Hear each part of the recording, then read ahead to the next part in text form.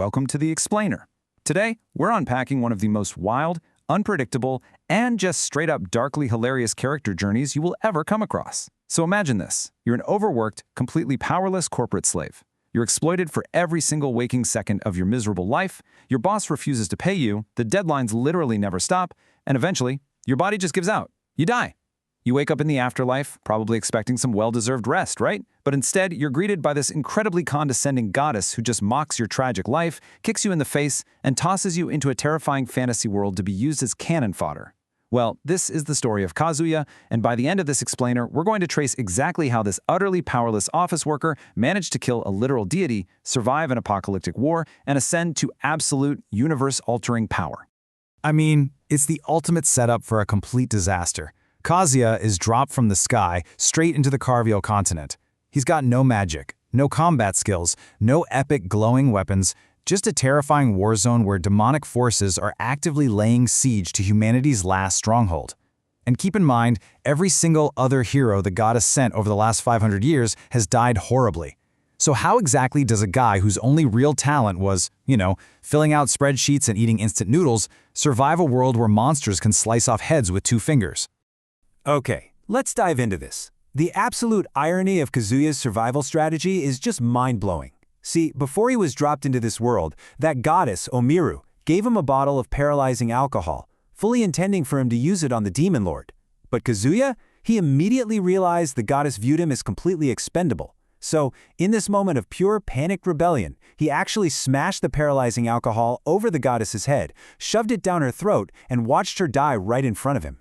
Then, upon arriving in the mortal realm and watching the demon lord effortlessly decapitate humanity's strongest warrior, Kazuya doesn't try to fight. He doesn't even run. He immediately drops to his hands and knees and starts barking like a literal dog to show submission. He basically just swaps being an exploited corporate slave for being an exploited demonic pet. And the craziest part, it works. It really, really works. Kazuya embraces his new role as the Demon Lord's dog with the exact same soul-crushing dedication he used back in the corporate world. By day 30, he has literally outperformed the actual elite demon hounds in military training. We're talking jumping through actual fire just to follow orders. The Demon Lord is so amused and frankly impressed by his unwavering obedience that she gives him a massive promotion. In just 45 days, Kazuya goes from a barking pet on the battlefield to the captain of the Demon Kingdom's tax department. He essentially achieved 45,000 years of human evolution in a month and a half. But of course, climbing the corporate ladder, even a demonic one, makes you a massive target. Enter Grafino. He's this corrupt, arrogant elf prince who bought his way into the tax department and wants Kazuya dead. Grafino literally brings executioners to kill Kazuya on his very first day in the office. But Kazuya weaponizes his new royal dog aura to assert total dominance. He doesn't cower, he calls in the Demon Lord's personal elite hounds to back him up. And in a masterclass of pure psychological warfare, Kazuya knocks off Grafino's wig, exposing the bald head he got as a punishment from the Demon Lord, and then proceeds to completely shave the rest of it off. He turns this pompous prince into a humiliated bald eagle. It is workplace politics taken to the most brutal extreme imaginable. But just as Kazuya is relishing this bizarre victory, time completely freezes. Everything just stops. A massive, terrifying divine eye appears in the sky. This is Antiphon, the heavenly dimension manager. He has come down to confront the Demon Lord, who, by the way, casually uses Kazuya's head as a stepping stone during all of this. A literal god and the Demon Lord begin a cataclysmic clash high above the frozen city, battling for control of the heavenly cloud fort. This completely recontextualizes Kazuya's situation, right? He might be the boss of the tax office now, but to these beings, he is barely a microorganism. When time finally resumes, the collateral damage is just immense. The entire tax office is wiped out, and suddenly, Kazuya finds himself with a massive target on his back. A bounty of 100,000 gold coins is slapped on his head. An army of elite assassins swarms his stronghold. But you have to ask, why? Why spend that kind of ridiculous money and effort to eliminate a powerless, barking tax captain? So the crucial point is understanding how power scales in this universe, because it really puts Kazuya's danger into perspective. A level 10 being, they're as sturdy as a bull. Level 20 is nimble and fast, but once you get past level 50, The power system absolutely explodes into world-altering, catastrophic strength. And those assassins hunting Kazuya, they are being led by individuals creeping right up to that level 50 threshold. Against them, our corporate slave literally doesn't stand a chance. Luckily, Kazuya isn't fighting alone this time. Enter F1. This guy is a genetically modified cyborg super soldier secretly assigned by the Demon Lord's secretary to protect Kazuya. F1 is basically a walking weapon of mass destruction. Even as endless waves of elite assassins pour into the building, F1 just slices through them with his bare, bladed hands and built-in laser cannons. He acts as Kazuya's absolute shield, taking on horrific damage just to ensure Kazuya doesn't get a single scratch. But here's the twist. The master assassin hunting them isn't just some random mercenary looking for a payday. The man known as AIM drops his disguise to reveal his true identity. Drax, one of the Demon Lord's legendary king forgers. And his history is incredibly dark. 350 years ago, Drax led thousands of demons to slaughter. He was crushed by a human hero, and in this cowardly bid to survive, he actually betrayed Famwen's brothers, leaving them to burn in holy fire. Since then, he spent centuries hiding in a human kingdom, secretly corrupting their hero academies from the inside out. And now, he wants Kazuya dead so he can reclaim his seat of power. Drax is just overwhelmingly powerful. He uses the absorbed life forces of his own students to regenerate and unleash these devastating attacks. F1 is pushed way past his physical limits. To save Kazuya, F1 fires off his suicidal annihilation beams, which literally melts his own mechanical body. In a truly heartbreaking final act, F1 uses his own dissolving burning frame as a cushion to protect Kazuya from a fatal fall. As he dies in Kazuya's arms, F1 delivers this gut-wrenching line, sacrificing his life to protect the one human who actually treated him like a friend rather than just a tool. Up until this exact second, Kazuya's entire strategy for surviving has been total cowardice. Barking, bowing, hiding behind stronger people. He has played the ultimate beta male corporate slave to perfection. But watching F1 die a brutal death, specifically because of Kazuya's own weakness, it pushes him entirely over the edge.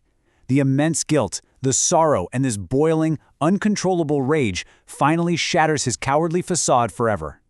Kazuya completely stops running. He turns to face the monstrous Drax, and he finally unleashes the trump card he stole from the goddess right before he killed her back on day one, the goddess power. This is a terrifying divine ability that literally burns away the user's own lifespan in exchange for summoning the souls of humanity's strongest past heroes. Kazuya, fueled by just pure hatred at this point, activates this power not to flee, but to physically brutalize Drax. But divine magic has a horrifying physical toll on a mortal body. Kazuya can't just wave a magic wand and make things happen. His very cells begin to forcefully mutate. His body violently expands to the size of a titan as he literally becomes a living vessel, physically birthing the embryos of humanity's greatest historical warriors right out of his own flesh. It is this visceral, agonizing transformation that genuinely threatens to rip him apart from the inside out. Now, what's really interesting about this slide is the master plan behind this summoning. It was orchestrated centuries ago. The leader of these summoned heroes is Raphael, humanity's absolute greatest champion from 250 years ago. Raphael had the power of absolute foresight. He led humanity, was ultimately betrayed, and then burned at the stake by corrupt nobles a century ago, but not before leaving a century-spanning breadcrumb trail of relics. Raphael orchestrated events across hundreds of years just so Kazuya would find those specific relics in the present, forcing this exact summoning to happen. It's genius. With Raphael and 4 other legendary heroes fully birthed into the world, the city instantly becomes the stage for an earth-shattering battle royale. We're talking Raphael's hero faction squaring off directly against the Demon Lord and her rapidly arriving King Forgers. It is absolute chaos. Meteor strikes, impenetrable shields, immortal dragons, city-leveling magic colliding all at once in a massive war for the entire fate of the continent. Raphael is super confident. He believes his ability to see the future guarantees his victory over the Demon Lord. He's even sacrificed his own teammates to corner her. But the Demon Lord? She just smiles. She activates her Gaia Force, a power she has secretly mastered, and utters this chilling quote. With a single gesture, she completely freezes time itself across the entire mortal realm, entirely neutralizing Raphael's future sight. Because, let's be real, you cannot predict the future if time no longer exists. But while the physical world is frozen in this apocalyptic stalemate, Kazuya is dealing with something arguably even worse. His physical body is a mangled, bleeding mess down on the battlefield, but his soul has been violently dragged all the way up to the heavenly cloud fort. There, he stands directly before the divine manager Antiphon and the deeply furious lingering ghost of the goddess Omaru, the very goddess Kazuya murdered on his first day. What follows is a brutal, agonizing climax of the soul. The dead goddess latches on to Kazuya, strangling him, completely ready to inflict 1,000 cruel deaths. But Kazuya, finally breaking free of his past cowardice for good, refuses to beg. He accepts his flaws. He accepts that his selfish actions caused immense suffering, and he embraces his punishment. As the goddess literally crushes Kazuya's soul into bloody matter, Antiphon just watches in amusement. Because here's the secret. Accepting one's true, flawed self is the sole requirement to become a god. Antiphon takes Kazuya's crushed essence and forcefully swaps it with the goddess's, flooding Kazuya's soul with boundless divine power. And that brings us to the ultimate cliffhanger. Down below, the mightiest heroes and the Demon Lord are frozen in a catastrophic battle that threatens to destroy the world. Up above, Kazuya, the overworked, exploited, powerless corporate slave who survived by literally eating out of a dog bowl, has just absorbed divine power. He is no longer a human. He is the new dimension manager, a literal god. So what is his very first move going to be with absolute control over reality? Well, you'll have to keep following his story to find out. Thanks for joining this explainer and keep exploring.